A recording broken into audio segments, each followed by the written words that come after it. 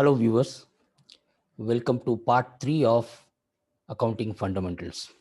Now, in the last session, we discussed about the balance sheet and one side of balance sheet, which is the liability part of the balance sheet. We have discussed and we understood the different categorization of our liability, which have been segregated or grouped, so that a person who is viewing the balance sheet gets a clearer picture of it. And I also mentioned about the order of liquidity, the way the balance sheet liability items are getting reported. Now, in today's session, we will see about the other side of the balance sheet, which is the asset side of the balance sheet. Now, so we discussed in the earlier class that in a layman's term, in a simple term, if you see what is an asset, assets are those items which are owned by the business. Okay, so when you get into a bit formal definition of asset, so assets are resources with economic value that an organization owns or controls with the expectation that it will provide future benefit. So assets are created to increase a firm's value or benefit the firm's operation. Okay, so broadly these are assets, and if you see, assets are broadly classified into two parts. Okay, so one is the fixed asset. So all of us know that what do you mean by fixed asset, and the other one is basically the current asset.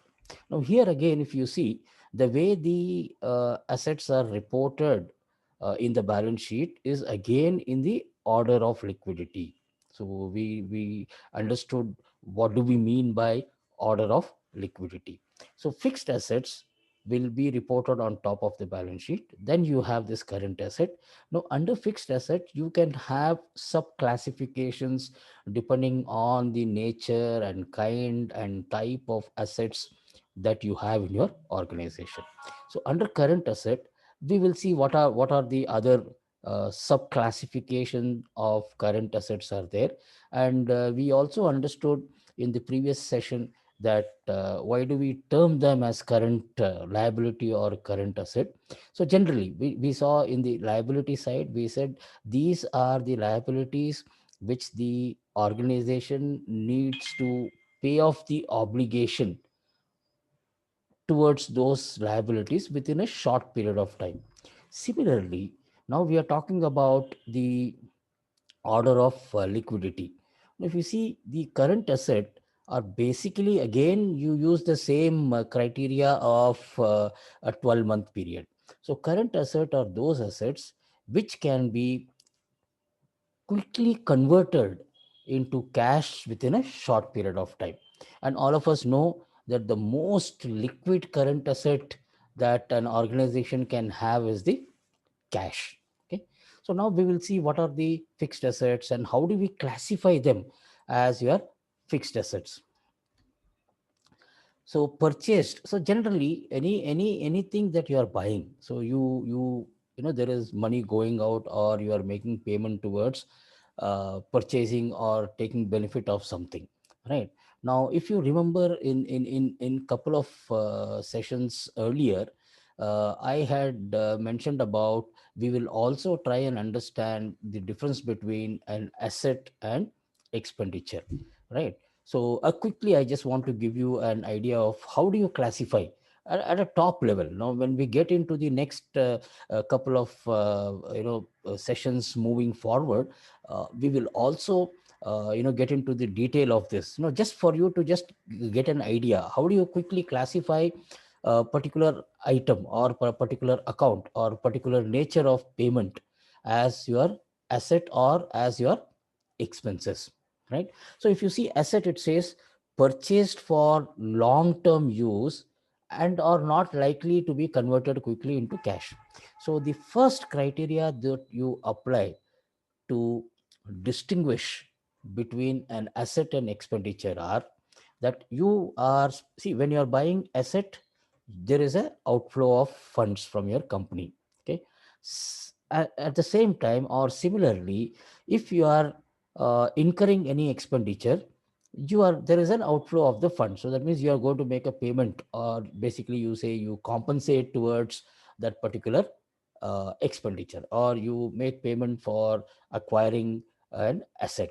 So the broad difference that you can apply as an overall criteria to distinguish between an asset and an expenditure is, asset or something which the benefit of that particular uh, investment, or you can call it as expenditure, or the benefit of payment, making payment towards acquiring that benefit.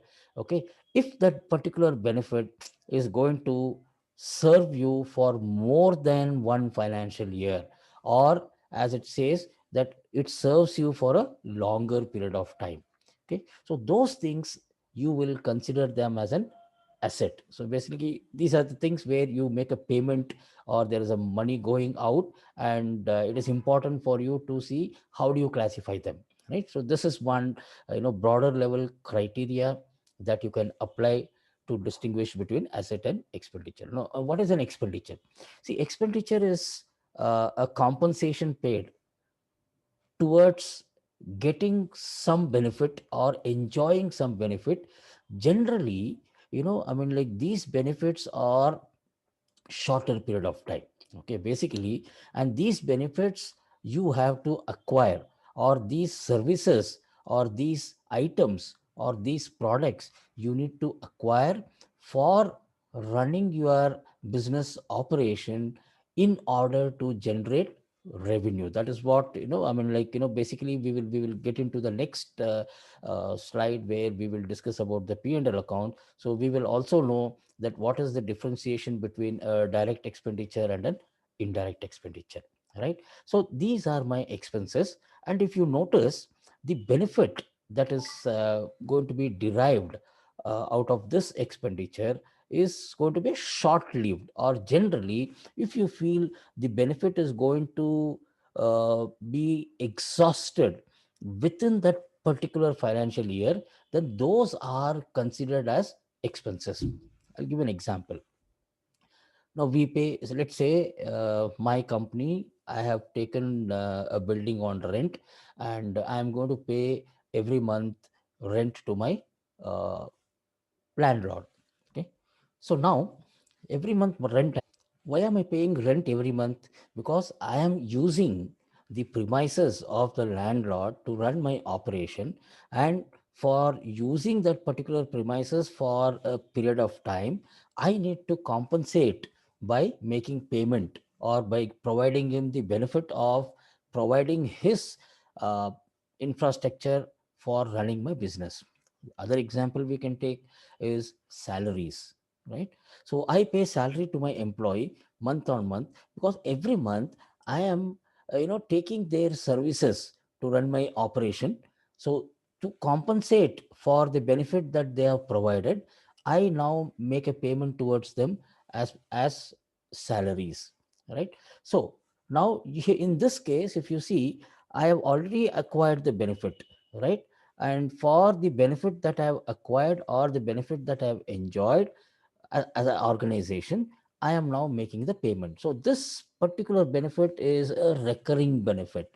Okay, so that is why I am from an accounting point of view, you are going to classify them as an expenditure. Now again, if you notice, uh, if you can come across certain expenses, for example, let us say that you take an insurance for your assets of the company, right? So now let us assume that you have taken this insurance in the month of January, right? So now for that particular financial year, so the insurance generally is 12-month period. So if you see, if you have taken the insurance in the month of January, then this is going to be valid for 12-month period, which means the insurance will expire by 31st of December the subsequent year. So now you have this 12-month for the insurance.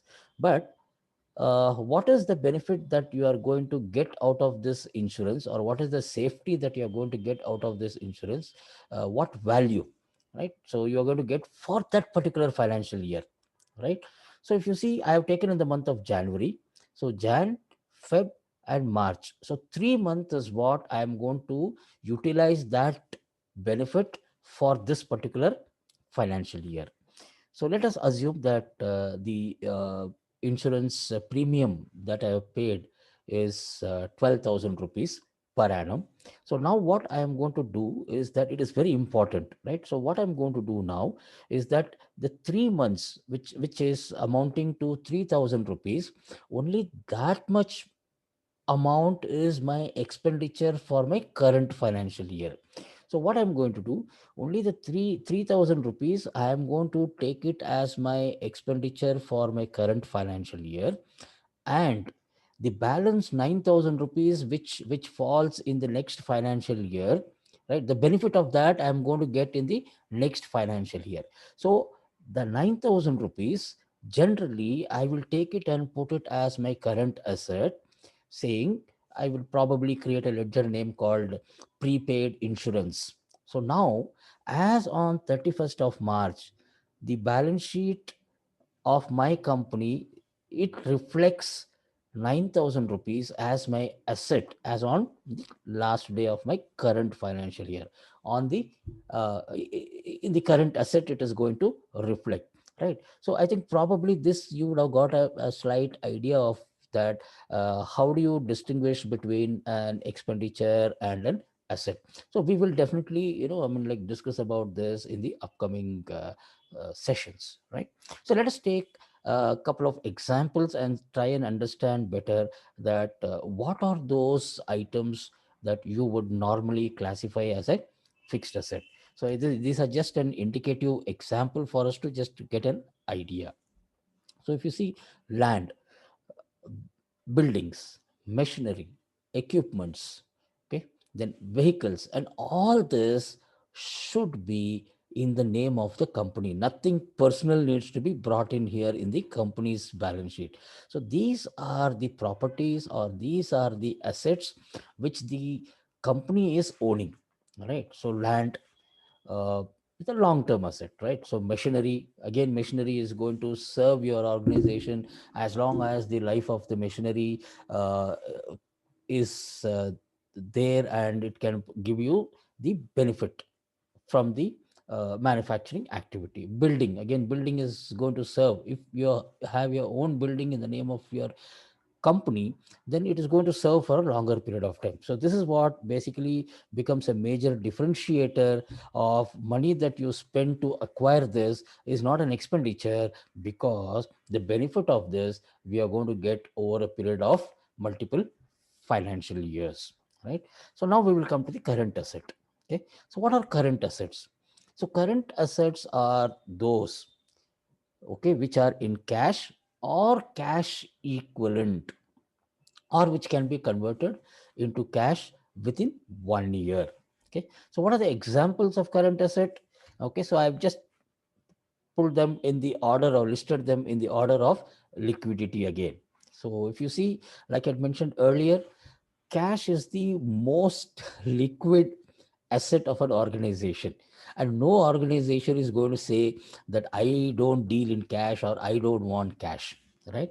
So cash is the most liquid asset, and then the money that is lying in your bank is your asset. Again, at any point in time you can withdraw money, right? And then investments and deposits, again, the investments, the company is investing or depositing from the funds of the organization. That means I have, let us assume that I have a balance of, say, about 5 lakh rupees in my current asset, and generally for me, I need about a lakh and a half funds for my normal monthly operation. So now I have this balance of 5 lakh rupees, right? So now my current account is not going to give me any interest. So what do? I just I mean, like, transfer 3 lakh rupees, because I thought, the money is lying in the company where, there is no return on the money that is lying there. So what I do now, I know that, this if I can, like pull out 3 lakh rupees and then take some FD, let us say, for example, if I can take an FD, there is going to be some kind of an interest that the business is going to earn. So I take 3 lakh rupees and then put it in FD, and say I take it for 3 months or 6 months, whatever period, right? So those are your deposits and investments. Investment could be, the company can invest in shares and stocks and debentures and all those things, right? So at any point in time, if you see, it also says that, the definition also says that, it can be converted into cash within 1 year. So like I said, this is the standard period that we consider to be a short term or long term, because of the one financial year where you keep operating. So any of this, if you see, like cash, though, in any case, it is readily available with you. Money in the bank is readily available with you. And in case of any emergency, right, if you want to quickly liquidate your investment or your deposits, it is very easy for you to liquidate. Then comes your inventory, right? So these inventory are the unsold stock that the company is holding on the last day of the financial year, and that is the asset of the company. Okay, now I just want to quickly ask a question to all of you. The closing stock that we arrive at the end of the financial year. See, I'm from a normal, finalization of your books of account. I'm talking about, I'm giving this example as end of the financial year. Now with Tally, you can extract your balance sheet, you can extract your trial balance on a daily basis. And if you are also maintaining your inventory system in Tally, at end of every day, Tally is also going to give you your closing stock figure. So my question now to all of you is that the closing stock figure that you arrive, is it part of my trial balance? I'm sure all of you know what a trial balance is, and what is the reason, or what is the primary objective of extracting a trial balance, right? Especially in case of a manual accounting system, right? So trial balance was a very important sheet that you prepare before you extract your financial statement, or before you finalize your books of account. So what is the purpose of trial balance, right? So we will just go back to our manual system and see. And many of you, if I mean, like, in your college, I mean, like, I'm sure that, even though you people would have learned Tally as one of the subject, as part of your curriculum, or probably you people might have attended Tally course as an additional vocational course or something, right? So if you have not done Tally, and in your normal academic course of accounts, right, so what do? So you pass journal entries, right? And then you create a ledger, and then, you do the posting into each of the ledger. So you, let us say you have about 50 accounts, then you're going to create 50 ledgers, and whatever is the transaction that you have done in the journal. Okay, we call this every transaction of an organization which has got a financial implication. So we saw that in one of our earlier slides. Okay, which has got a financial implication. Those are your accounting transaction which you're going to capture. And we also know, and we will also study in detail, what is this double entry system of accounting, how are you going to do. And for viewers who have zero knowledge about accounting, who are, I mean, like, say a business owner, right? So where, you have a zero knowledge of accounting, right? So my upcoming session is going to make you so comfortable. So in one or two of my session, I will promise you that if you people have zero knowledge on your accounting, I will make you people an expert on accounting. This is my promise, right? So it is very interesting subject, and it is not very difficult, right? So let me come back. So what you do is that, you create those ledgers. Okay, and what are you supposed to do? Okay, now you have to transfer all those transacted value which has got a debit value or a credit value in your journal entry, you need to now transfer them to the respective ledgers. Why do you transfer them to a respective ledgers? Because at the end of the financial year, you should know what is the total transaction that are associated with that particular ledger. Or for example, if you are incurring expenses, or for example you are purchasing in your organization over your entire year, you must have purchased 30, 40 times. Okay, at at the end of the financial year, right, you need to know, or end of any period, you need to know what is the total purchase that you have made.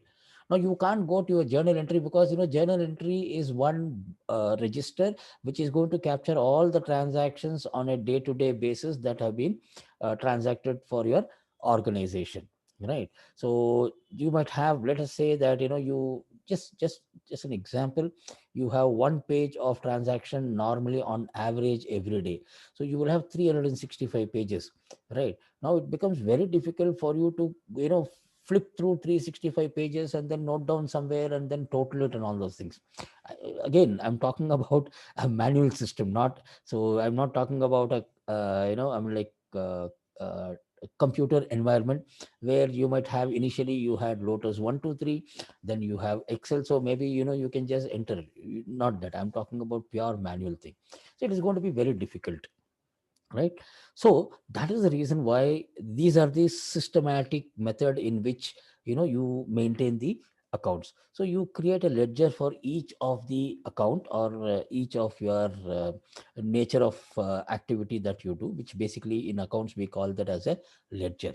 So you create a ledger and now start taking those transactions. For example, on 1st of April you made a purchase of 50,000 rupees. So now you take that and then post it into the ledger. So it says, okay, 1st of April, by cash or by credit from party, you have made a purchase, so you're going to debit that on purchase. Now when we come to double entry system of accounting, we will also try and I will also explain to you about which account has to be debited, which account has to be credited, because this is the biggest confusion people have when they are not get exposed to the accounting system, double entry system. So we will discuss that also. I will make each one of you very, very clear, and I will make you wonder that, oh my God, this accounting is so simple, right? So you now debit this purchase 50,000 rupees on first. Then on fifth, again, you make a purchase of, say, 75,000 rupees. So on the fifth, whatever entry you have made, so now you extract that and then put it on the purchase set, 5th of April, 75,000 rupees. Now, at any given point in time, you know that, let's say that this is the only purchase that you have made on a monthly basis. So you can always, balance this figure on a monthly basis, and then you can continue like this. So this is the second activity that you are doing. Then what you are supposed to do, you have to total, right? So you have to total the ledgers at the end of the, let's say that now today is the last day of the financial year, and now you're closing your books of account, and for you to verify whether whether you have passed all the transactions properly, whether you have made all the totaling properly, whether you have done all the posting properly, right? So you now create a statement. Now that statement is what we call it as a trial balance, right? So what you do, you add up all your ledger totals, and then you draw one report. That report, you put particulars as the where you are going to enter the name of the ledger, right? So this is the ledger, and you will have two columns, which one column, the first column you say debit column, the second column you say credit column, right? So now you will go to each and every ledger, and the total of the ledger, you will see that, okay, now this ledger has got debit balance. So I took an example of purchase.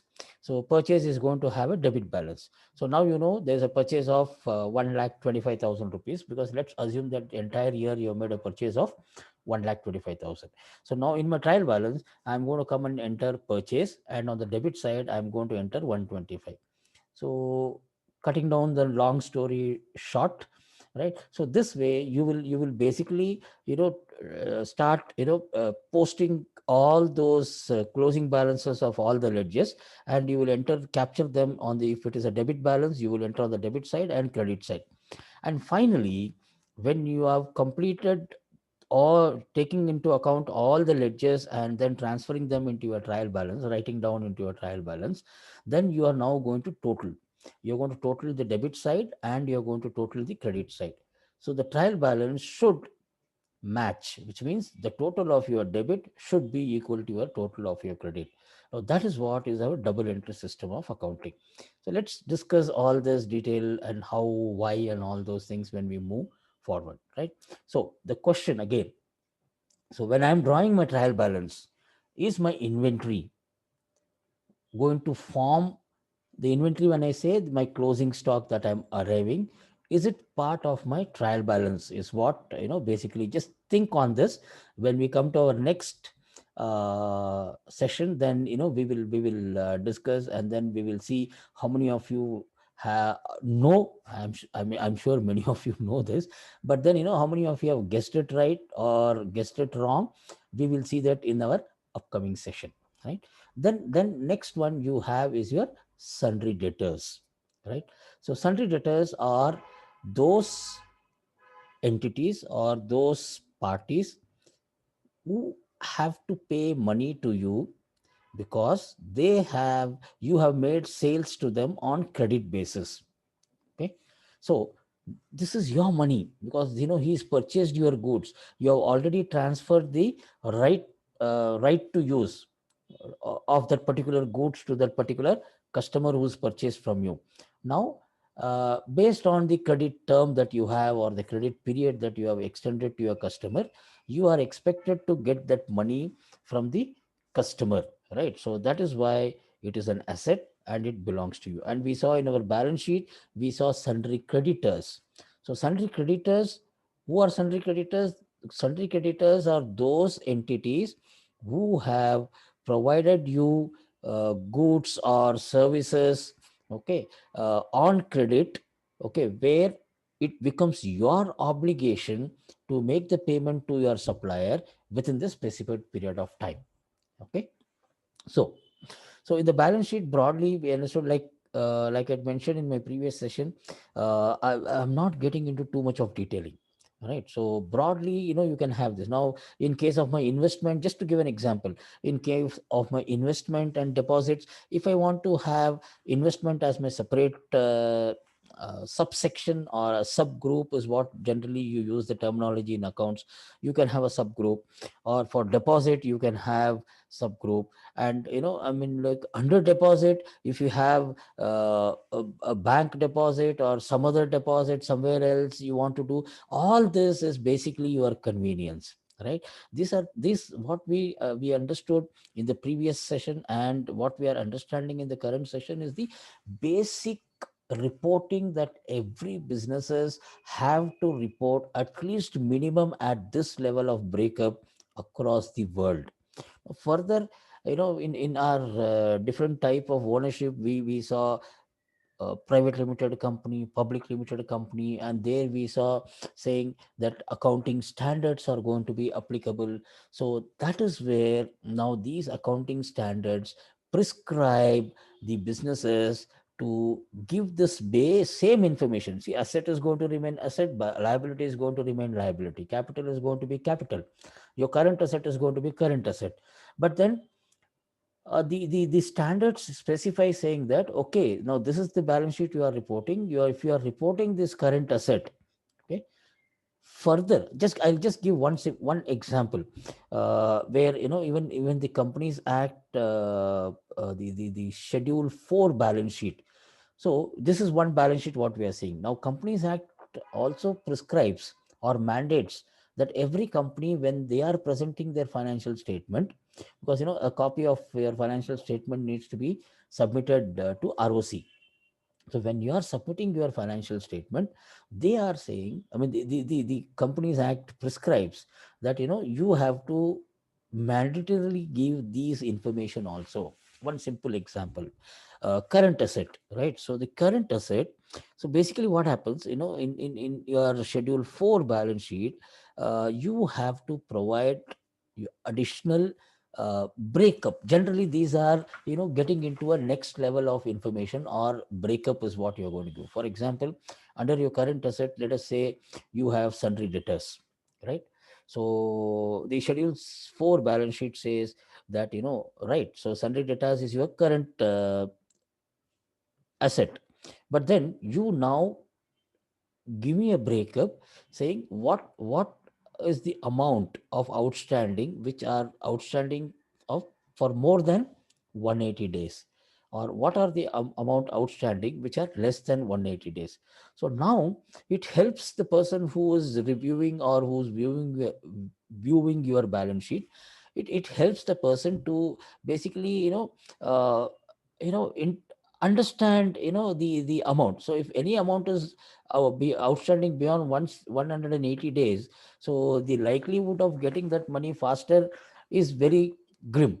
And any amount that is outstanding less than 180 days, there are very high chances of converting that sundry debtor outstanding into a cash faster. So like this, various standards specify that how you need to give additional information, or form a schedule, and then give detail of those things is what is going to differentiate. But what we have learned, this is the basic fundamental thing that you require.